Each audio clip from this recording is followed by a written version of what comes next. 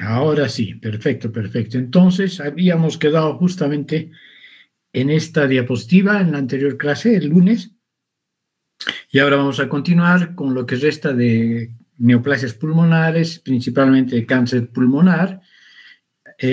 Habíamos dicho que para el diagnóstico del cáncer pulmonar, indudablemente están presentes siempre, lo que manda es la clínica, pero lamentablemente cuando hablamos de patología neoplásica en muchos de los órganos de nuestro cuerpo, las manifestaciones clínicas inicialmente son totalmente inespecíficas, incluso medianamente avanzados pueden ser subclínicos el problema, y solamente hay una clínica evidente cuando las lesiones suelen estar avanzadas. De todos modos, las manifestaciones clínicas obviamente hay que tomarlas en cuenta como método diagnóstico, desde luego, obviamente. Otro estudio que nos es significativamente importante y que puede darnos bastante frutos en cuanto al diagnóstico, ¿sí?, es el estudio de esputo, que debe ser seriado en general, unos 3 esputos bien hechos que vengan con la expectoración desde lo profundo del árbol respiratorio. Y claro, mejor todavía resultan estos otros métodos citológicos, que son el lavado aspirado y el cepillado bronquial. El lavado suele ser un lavado bronquiolo-alveolar, el aspirado suele ser un aspirado bronquiolar, y el cepillado bronquial es un poco más superficial, a no ser que haya una lesión evidente, y entonces obviamente el cepillado se realiza de la zona de lesión, ¿verdad? Las imágenes siempre son importantes junto con la patología y el laboratorio clínico, ¿no? Y en el estudio de imágenes son importantes las radiografías, como ven en este caso. Aquí tenemos un pulmón que está ampliamente comprometido bilateralmente por una lesión difusa en forma de vidrio esmerilado, que probablemente sea un adenocarcinoma avanzado, ya comprometiendo gran parte de los lóbulos pulmonares. Y en la tomografía no es el mismo caso, por si acaso, podríamos ver una lesión evidente que nos permita sospechar, y con cierto grado de seguridad, sospechar fuertemente en una neoplasia, ¿no? Cuando vemos una lesión así numular o una lesión nodular, en fin, en el seno del parénquima pulmonar hay que sospechar que es un cáncer. Luego tenemos una citología, esta es una citología de un lavado bronquiolo-alveolar. Este podría ser un esputo, ¿sí?, una buena expectoración, perdón, una buena expectoración, y esta es una biopsia ya, ¿no?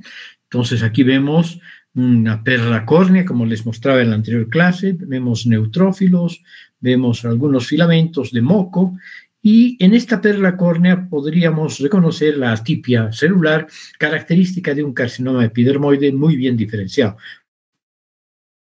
un carcinoma de células escamosas, ¿no? Aquí también vemos un pequeño grupo papilarcito, o mini papilar, de células atípicas con un agrandamiento nuclear, una pérdida de la polaridad y una alteración de la relación núcleo-citoplasma y una cromatina no muy cristiana, ¿sí?, una distribución cromatínica granular medio tosca. Algunos nucleolos, no siempre los nucleoles son indicativos de neoplasia, pero son importantes reconocerlos. Bueno, entonces, y en esta imagen histológica vemos una neoplasia infiltrante, difusa, que está formando, que está secretando moco y está formando estructuras relativamente tubulares, aunque no muy bien desarrolladas, probablemente porque se trata de un carcinoma mucoproductor poco diferenciado, ¿sí?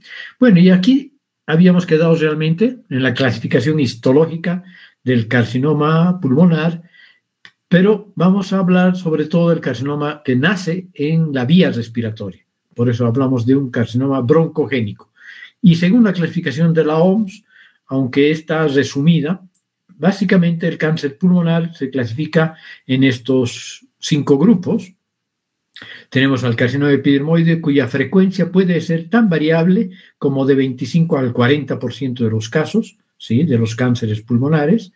El adenocarcinoma, que está más o menos en igual proporción, 25 a 40%. En las nuevas estadísticas, en general, el epidermoide o de células escamosas está tendiendo a descender y el adenocarcinoma a incrementarse. Luego tenemos el carcinoma de células pequeñas, que no es poco considerable su frecuencia. Yo diría que está en el 20% aproximadamente, pero en algunas estadísticas puede llegar al 25%. Tenemos el carcinoma indiferenciado de células grandes, que es menos frecuente, pero no tan despreciable su frecuencia, y un carcinoma combinado entre adenocarcinoma y epidermoide, un adenoescamoso, podríamos decir, ¿no? Bueno, tenemos el carcinoma escamoso, que puede, a su vez, subclasificarse de manera simple en bien diferenciado, moderadamente diferenciado y pobremente diferenciado, aunque las clasificaciones actuales pueden hablarnos de tubulares, papilares, sólidos, sarcomatoides, en fin, hay muchas variedades de carcinomas escamocelulares. El adenocarcinoma tenemos dos grandes grupos, el bronquial y el bronquiolo-alveolar. El carcinoma bronquiolo-alveolar, cuando es in situ, es un adenocarcinoma in situ solamente, ¿ya? Y es verdaderamente bronquiolo-alveolar cuando tiene este patrón que vamos a mostrar ahorita, el epídico de crecimiento, pero que está rompiendo estructuras pulmonares o que compromete las pleuras. Entonces, recién podemos hablar de un verdadero carcinoma bronquiolo-alveolar. Mientras tanto, si tiene el patrón de crecimiento típico del bronquiolo-alveolar, es un adenocarcinoma, cualquiera de estos, in situ, ¿ya? El de células pequeñas es muy característico. Las células son tan pequeñas como linfocitos y se llaman justamente células avenulares o en avena. Las poligonales, que tienen una talla intermedia, y un carcinoma de células pequeñas combinado con un carcinoma epidermoide que se llama carcinoma de células pequeñas mixto, ¿ya? El de células grandes suele ser un indiferenciado, ¿sí? Puede incluso tener células gigantes o células claras, y en general la mayor parte de los autores piensa que es una desdiferenciación de un carcinoma epidermoide o de un adenocarcinoma, ¿ya? Y es, obviamente, son de peor pronóstico cada vez que aumentamos el grupo. Y el epidermoide combinado con adenocarcinoma, ¿no?, que se llama adenocarcinoma epidermoide, carcinoma epidermoide, ¿no? Bueno, ahora, aquí tenemos otra clasificación, el carcinoma epidermoide, como les decía, con otros patrones más específicos: tubular, papilar, de células claras, de células pequeñas, basaloide. Hay varios de estos carcinomas escamocelulares, y aquí podríamos poner también el sarcomatoide, que parece un sarcoma, de células alargadas, fusiformes, fusocelulares. El carcinoma de células pequeñas, carcinoma de células pequeñas que puede ser combinado o no, o puede ser puro, avenular o de células intermedias. El adenocarcinoma, que puede clasificarse en mínimamente invasivo, no musinoso, musinoso.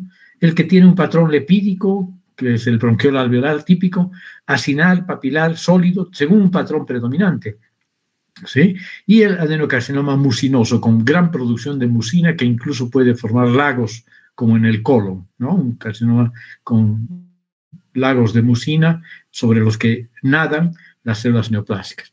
El carcinoma de células grandes, un carcinoma que puede ser de origen neuroendocrino, de células grandes. El adenoescamoso, que es una mezcla de adenocarcinoma y carcinoma escamocelular.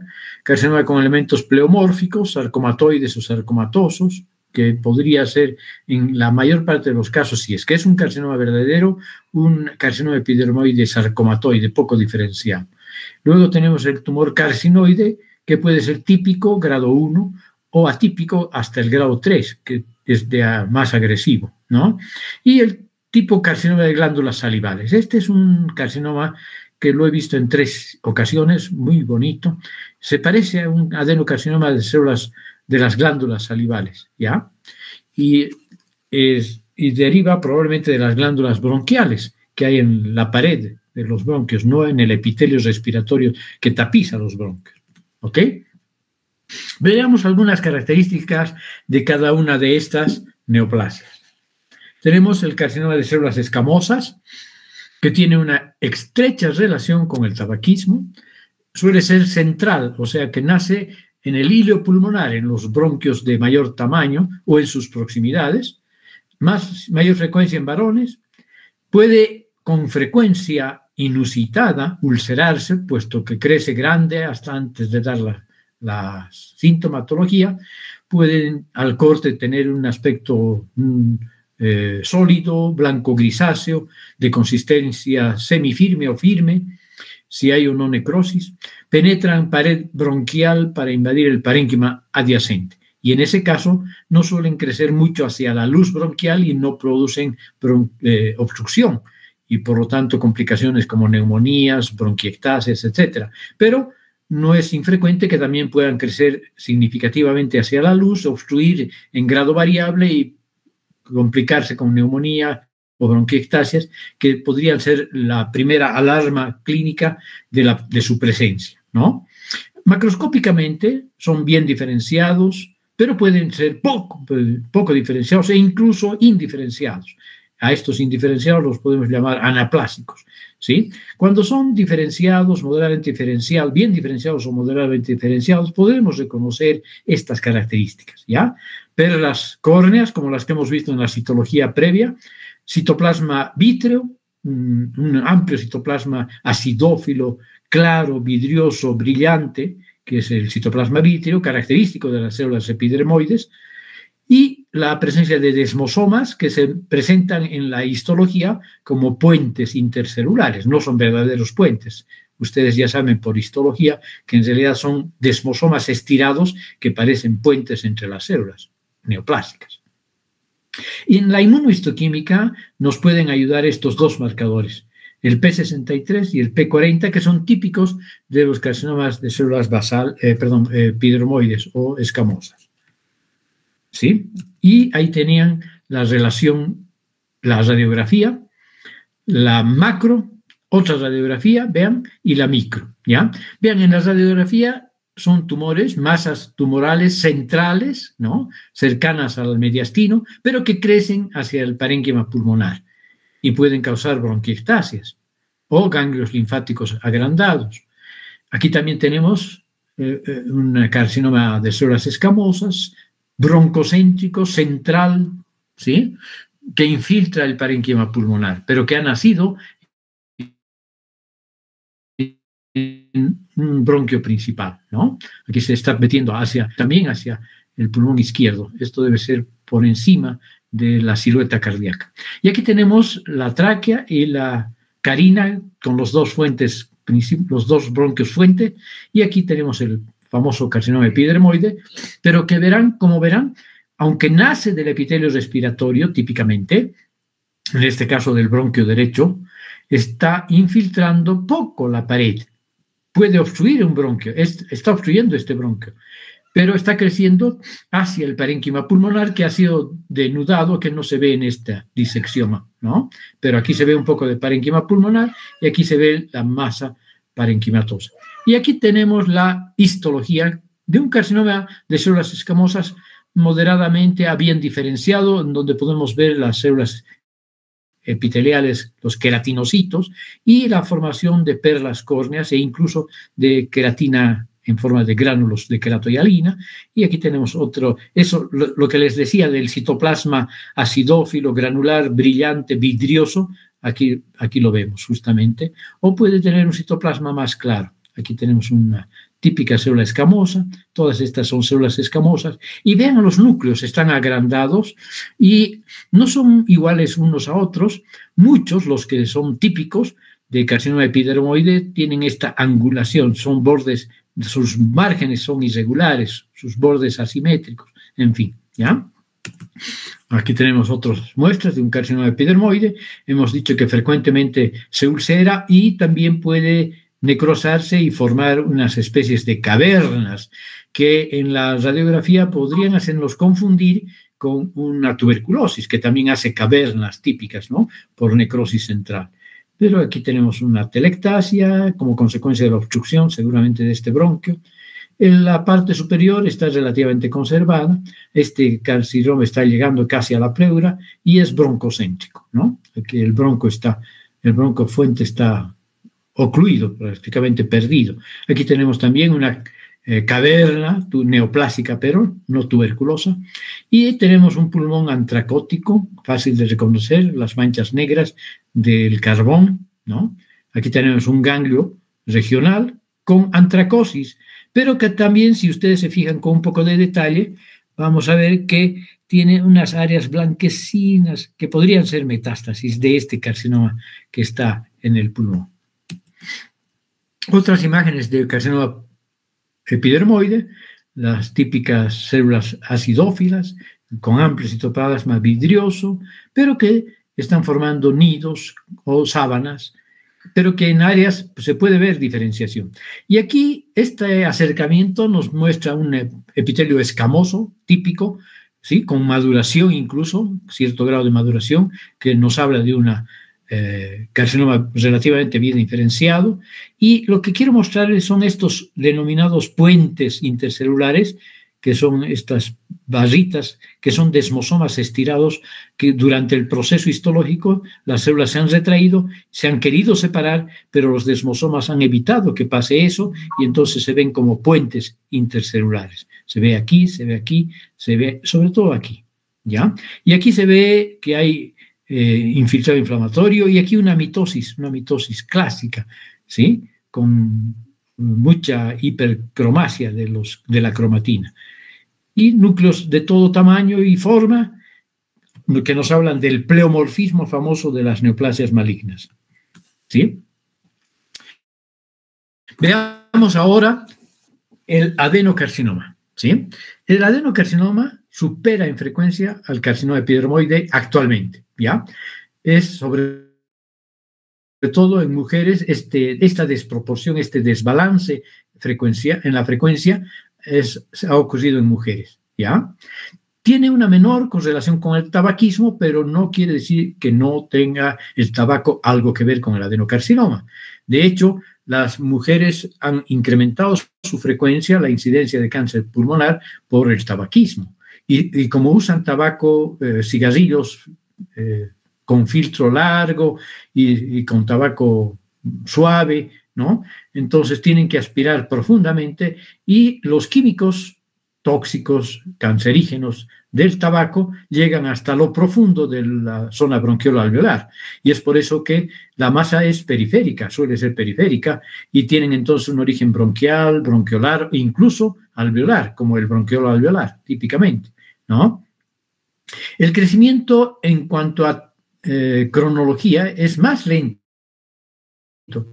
que el carcinoma epidermoide, pero es más disimulada, la química es disimuladísima, y por lo tanto puede pasar inadvertido hasta que está muy avanzada la enfermedad.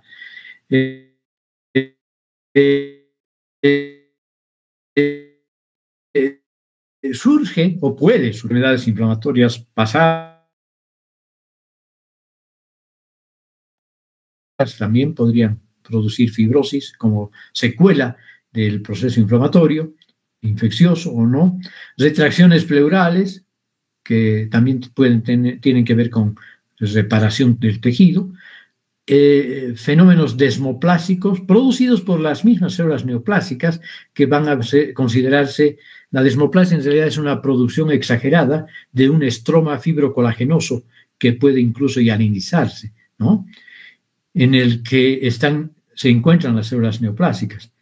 Y la masa, al principio puede ser, por lo menos al principio, una masa de menor tamaño que el carcinoma epidermoide, pero después puede incluso seguir siendo pequeño y lograr metastatizar. Metastatiza con mayor frecuencia que el carcinoma epidermoide a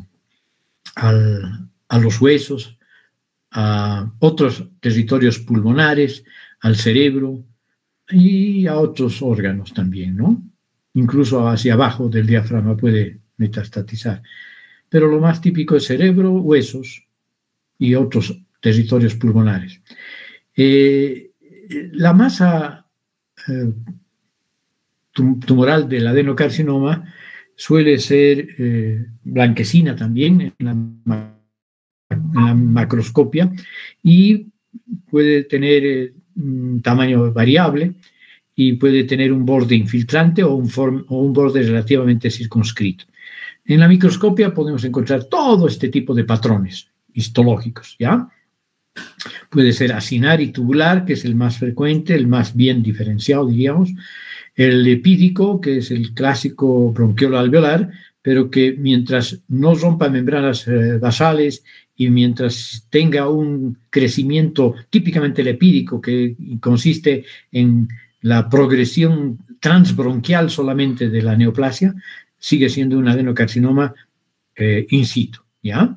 Luego tenemos, a no ser que rompa membrana basal, entonces podemos llamarlo bronquiolo alveolar con este patrón lepídico, ¿no?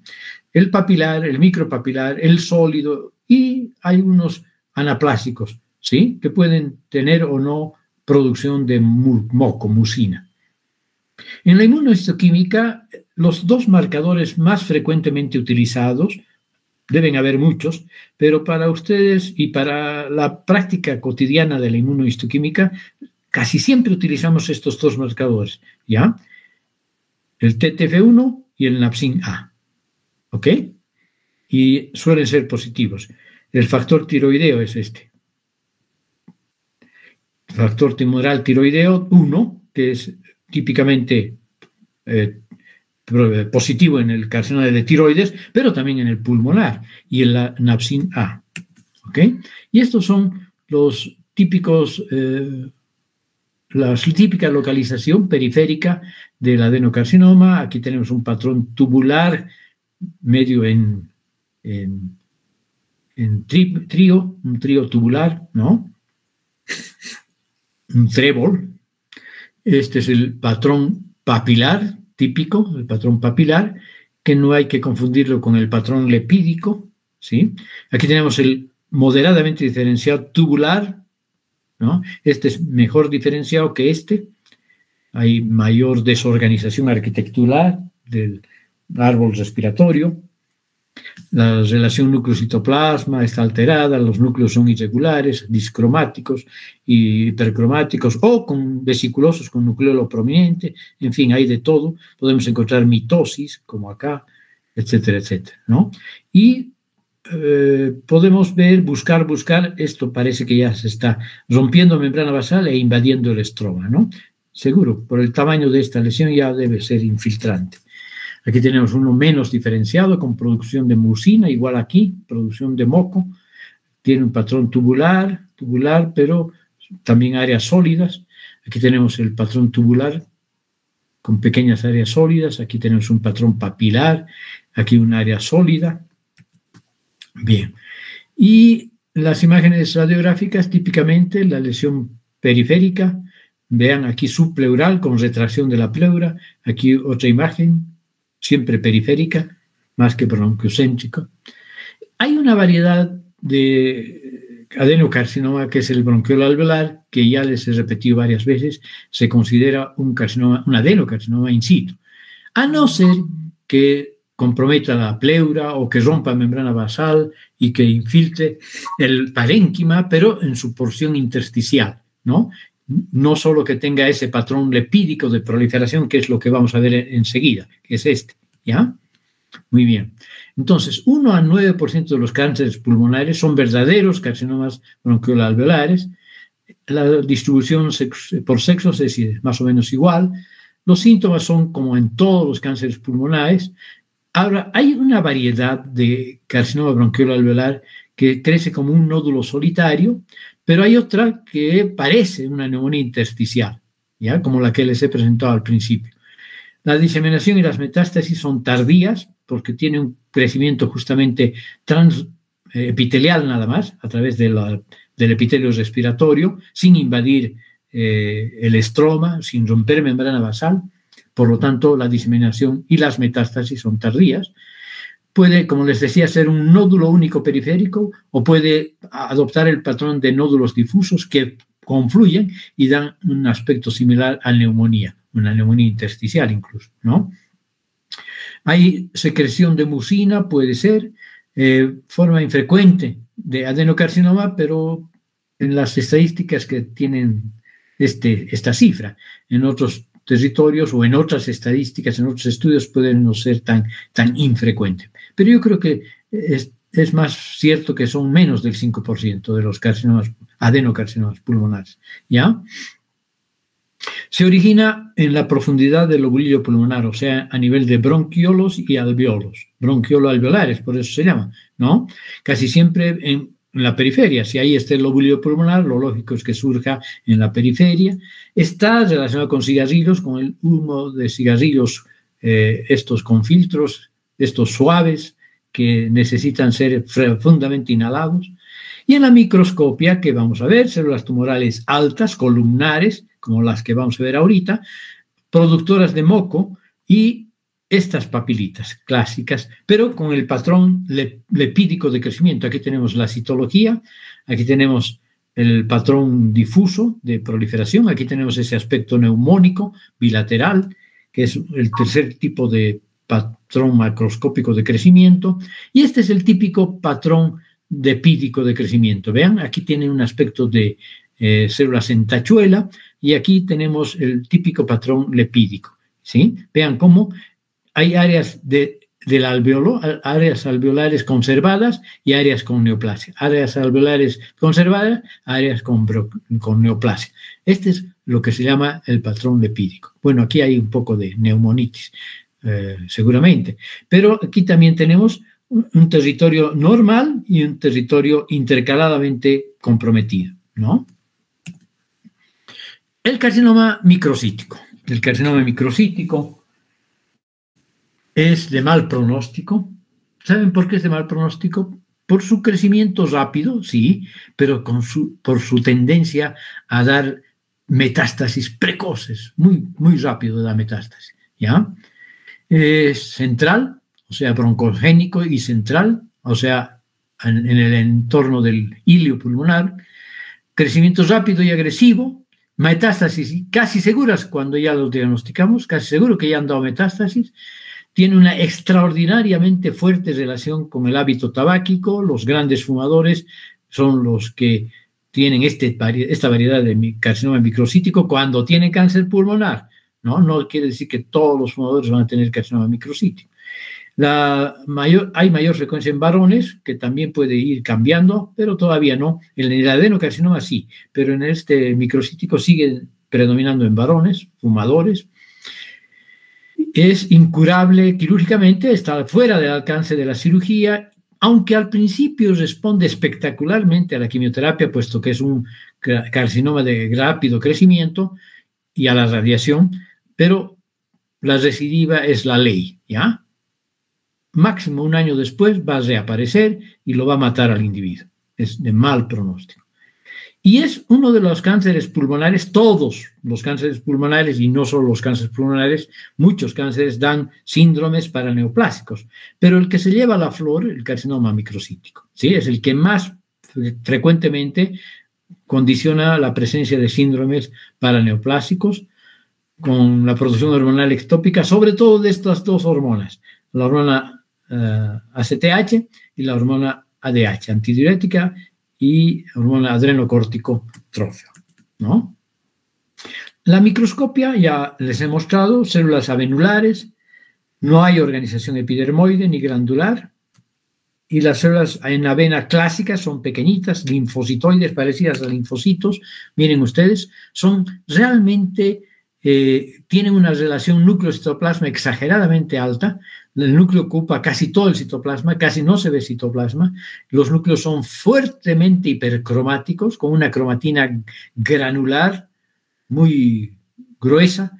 Aquí ven, por eso es que este tipo de tumor también cae en la clasificación de los tumores de células redondas, pequeñas y azules, ¿verdad? ¿Por qué? Porque sus núcleos son pequeños y redondos y tan densamente teñidos con la hematocrina que son azules. Desde la macroscopía, desde que veamos la laminina, ya podemos ver que es un tumor altamente celular y densamente poblado por núcleos, sobre todo, ¿no? Entonces, estas son las características fundamentales. Células uniformemente pequeñas, núcleos pequeños y redondos, pero en relación al citoplasma son núcleos grandes, ¿ya? La relación núcleo-citoplasma está francamente alterada. O sea que no hay que tomar en cuenta que estos núcleos pequeños son porque las células son pequeñas, pero la relación núcleo-citoplasma está francamente alterada. La cromatina es fina, en grumos regulares, el citoplasma es muy escaso, no solo escaso, crecen en racimos, ¿sí? Pero más frecuentemente yo veo que forman sábanas, como en este corte histológico. Sábanas. No hay formación de túbulos, no hay diferenciación epidermoide y niveles altos de la proteína antiapoptósica BSL2 en la inmunohistoquímica, ¿sí? También estas lesiones, puesto que son de origen neuroendocrino, son positivas para estos marcadores neuroendocrinos, cromograninas, sinaptoficina, y también podemos utilizar el CD57, ¿sí? Entonces, esos serían los 4 marcadores inmunohistoquímicos más frecuentemente utilizados. Hay también otros, ¿no? Y el carcinoma de células grandes es probablemente, como ya les dije, fruto de la indiferenciación de otros cánceres. Está formado por células gigantes, claras o células fusiformes, o sea, francamente desdiferenciado el carcinoma. Aquí tenemos una imagen cercana de unas células gigantotas comparando con estas otras vecinas. Aquí tenemos también este cáncer con una desmoplasia importante. Aquí es una metástasis de este cáncer a hígado, ¿ya? Vean que son células grandes, con amplio citoplasma, acidófilo, núcleos abigasados, algunos núcleos gigantes pueden haber y otras células pueden ser claras y muchas otras sarcomatoides, varias otras sarcomatoides. Otros tumores del pulmón, ya hemos hablado un poco de los amartomas, los tumores carcinoides, que son tumores de origen neuroendocrino, pero bien diferenciados, ¿sí? Grado 1, podríamos decir, y se comportan, aunque son malignos de bajo grado, se comportan bien nomás. Si se los reseca totalmente, la curación es la regla. Suelen ser también tumores, hay otros tumores mediastínicos que pueden infiltrar al pulmón y tumores, o más bien derivar hacia el mediastino del pulmón, tumores pulmonares por metástasis. Los tumores más frecuentes en pulmones, ya hemos dicho, son las metástasis. Aquí vemos, por ejemplo, un pulmón que le ha faltado territorio realmente para metastatizar. Seguramente es un cáncer renal, porque las imágenes son como monedas, que ha metastatizado al pulmón, ¿no? Entonces, de todos los órganos parenquimatosos o de las vísceras huecas también, pueden metastatizar cerebro, huesos, pulmón, ¿ya? Pulmón, entonces los pulmones son frecuentemente territorio de metástasis de otros cánceres viscerales, del abdomen o de la mama, de todo lado pueden llegar, ¿ya? Pero más frecuentemente realmente de colon, vesícula biliar, vía biliar, hígado, en fin. Y aquí tenemos un parénquima pulmonar, un parénquima respiratorio con un cáncer inflamatorio también. Otros tumores, tenemos los amartomas, que ya hemos visto que son neoplasias nodulares benignas relativamente frecuentes, formadas por las mismas estructuras que vamos a ver en el pulmón, pero mal organizadas, ¿ya? Aquí tenemos cartílago donde no debería estar, aquí tenemos áreas de vías respiratorias, pequeñas, medianas, grandes, vasos sanguíneos, todo mezclado, ¿ya? Y etcétera, etcétera, tejidos mesenquimatosos, como grasa, por ejemplo, vasos sanguíneos, fibrocolágeno, tejido fibrocolagenoso, en fin. ¿Sí? Es un nódulo circunscrito, tributario de ser extirpado con la curación de la patología. Los tumores carcinoides son un tema importante, son frecuentes en pulmón, otros territorios donde podemos encontrar tumores carcinoides en el tracto digestivo, sobre todo en el apéndice secal, constituyen, es muy variable la estadística, ¿no? El 1% al 5% de los tumores pulmonares, ¿sí? Que no son verdaderos tumores, perdón, que no son verdaderas neoplasias, aunque sí son tumores, tienen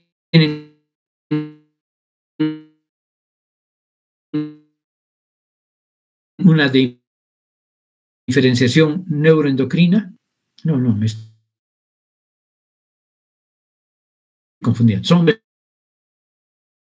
verdaderos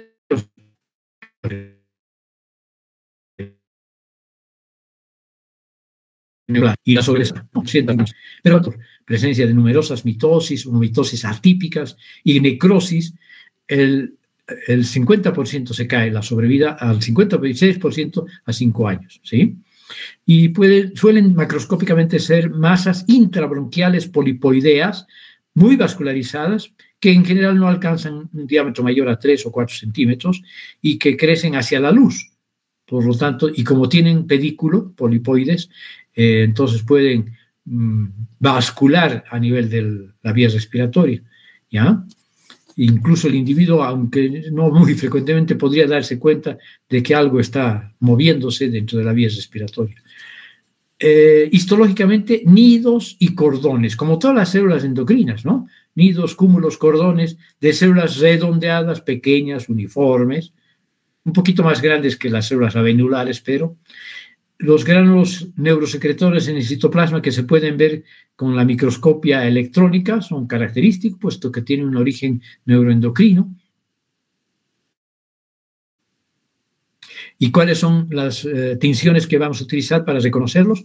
La enolasa neuronal específica, la serotonina, la calcitonina, la bombecina, en fin, son productos péptidos hormonales de estos tumores carcinoides.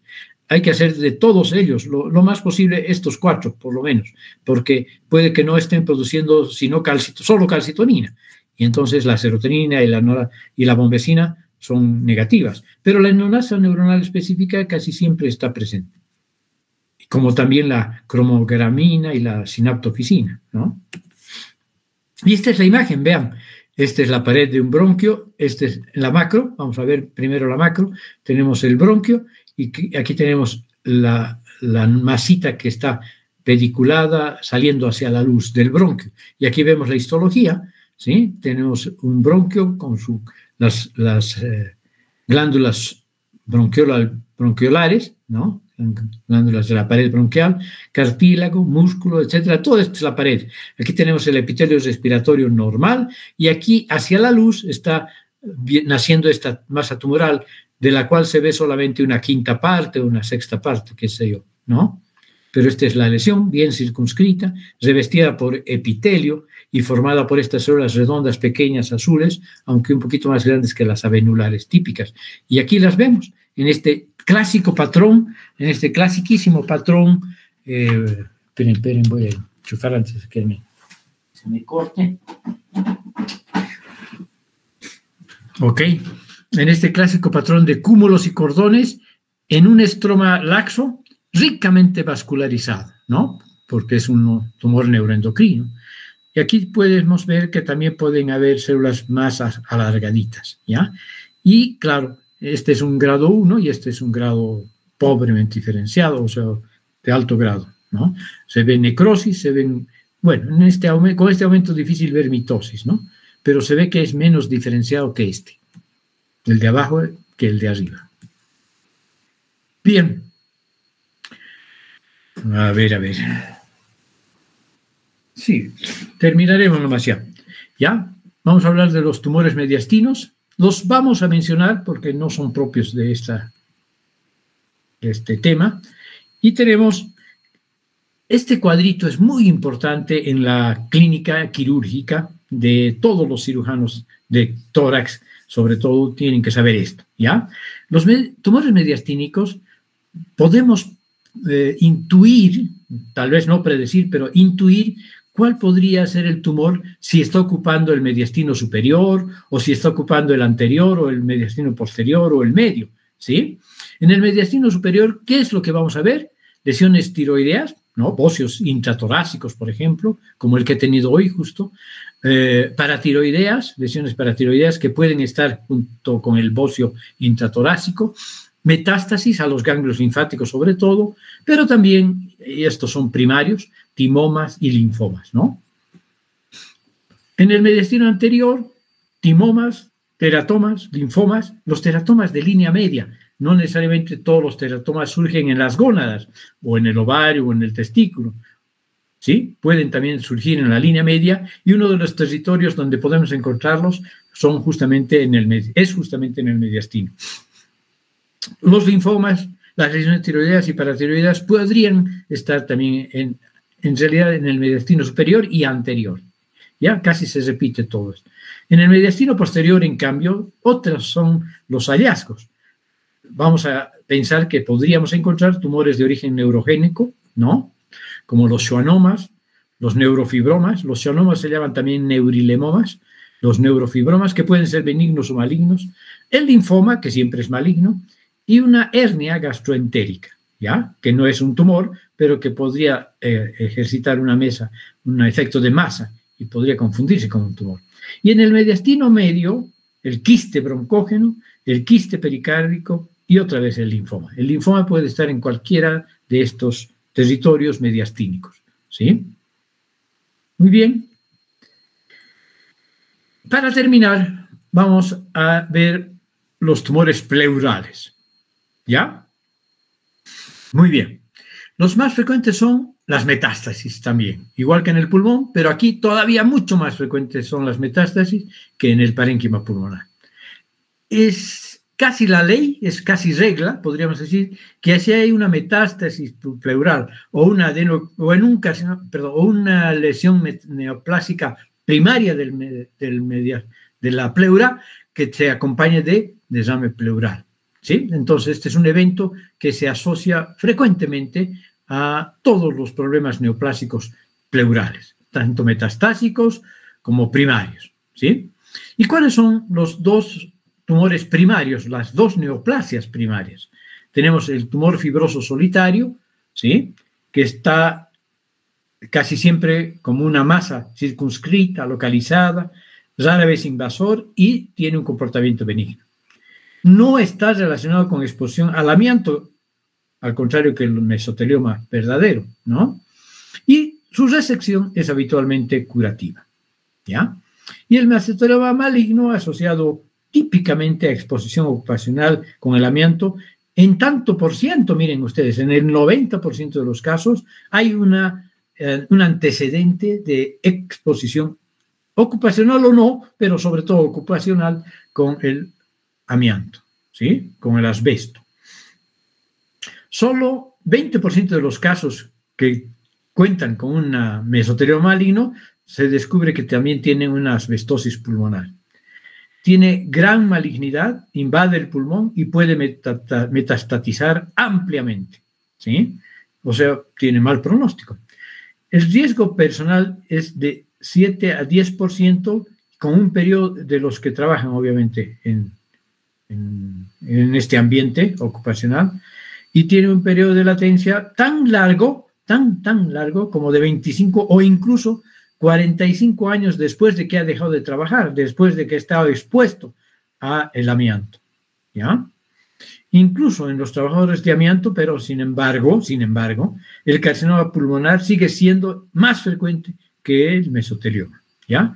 Peor aún, si este individuo que trabaja con asbesto es fumador, ¿sí? Entonces, el tumor fibroso solitario, estas lesiones no son de origen mesotelial, se llaman tumor fibroso solitario desde hace poco. Antes se llamaban justamente mesoteliomas benignos, pero es un mal término porque ni siquiera son de origen mesotelial. Se originan en el tejido conectivo submesotelial y una característica constante es la ausencia de positividad para citoqueratinas, en contraste con la expresión constante de estas en los mesoteliomas sarcomatoides incluso, ¿ya? Y aquí tenemos la imagen típica de un nódulo solitario, ¿no? Y están formados por fibroblastos submesoteliales, ¿ya? Están naciendo, que está comprimiendo el parénquima pulmonar. Pueden ser ovoides, como en este caso, o alargados, como en este caso. Y el mesotelioma maligno, vean ustedes, es un tumor francamente infiltrativo, que puede incluso llegar a circunscribir todo el parénquima pulmonar a manera de una coraza, una verdadera coraza, esa formación blanquecina que está colapsando conforme crece al parénquima pulmonar. Y aquí tenemos la imagen típica. Este es un mesotelioma con un patrón mixto, ¿ya? Epitelial y sarcomatoide, Es el tipo, la variante, diríamos, más frecuente de mesotelioma, mixto, epitelial y sarcomatoide. Hay también algunos que son francamente epitelioides, sin un componente sarcomatoide significativo, o francamente fusocelulares, por lo tanto, sarcomatoides puros, ¿ya? Esta es otra imagen de esta coraza que está envolviendo al pulmón y se está metiendo por las incisuras. Miren, aquí puede tener esta imagen como empedrado, multinodular, que es extenso y que hemos dicho que tiene un patrón variable.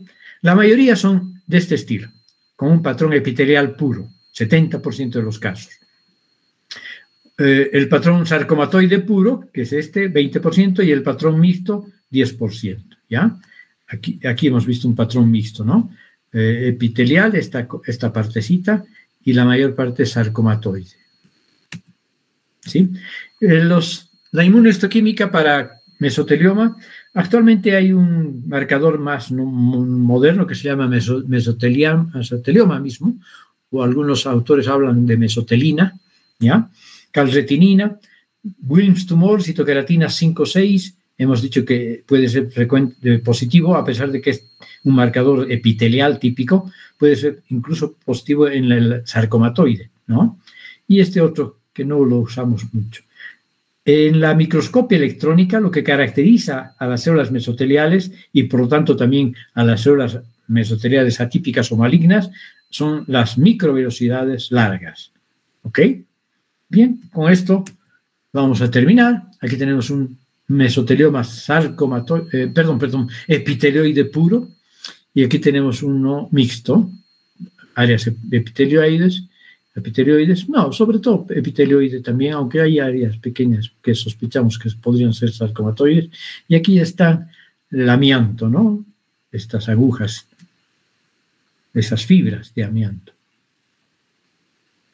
Aquí tenemos también cómo infiltra la pleura totalmente, la invade, puede tener este patrón trabecular, puede tener un patrón sólido, en fin, puede tener un patrón papilar y tubular, sobre todo los epitelioides, que son imposibles histológicamente con la microscopia óptica solamente de distinguir con un adenocarcinoma, ¿ya?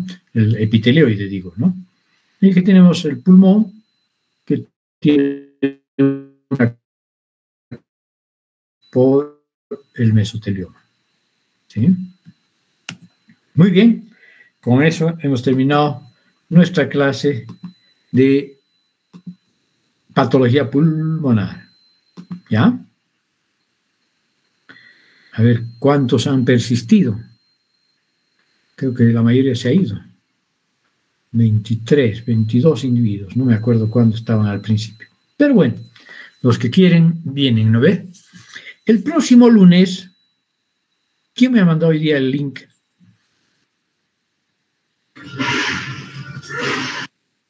¿Margarita? Una compañera, Doc. Yo, doctor, pero el Anthony es el que creo. El Anthony, ya. Y puedo entrar a tu WhatsApp y cada vez y me has dado el toco, ¿no? Sí, doctor. ¿Estás registrado? Yo creo que, registrada en mi WhatsApp, sí creo, ¿no? Sí, doctor, creo que sí. Ok, ya. Okidoki, y el próximo lunes no vamos a tener clase, ¿ya? Porque todavía me tocaba a mí. Y el miércoles le tienen que pasar el link a la doctora. ¿Cuál de las doctoras es? Ya no me acuerdo. Ahorita les digo ya.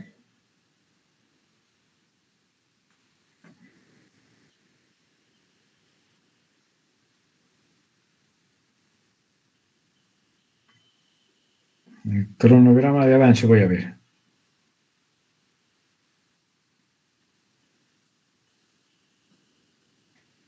Ay, cada vez hay más anuncios, ¿no?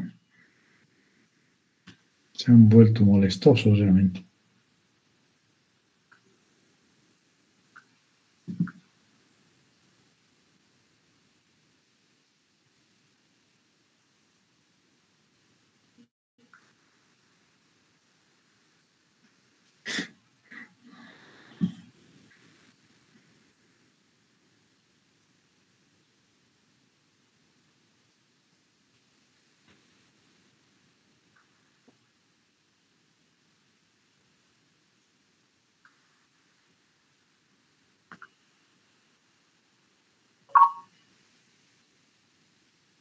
Entré. No sé plumeado. A la doctora Dávalos. ¿Ok? La doctora Dávalos. Está bien, Doc. Que les va a dar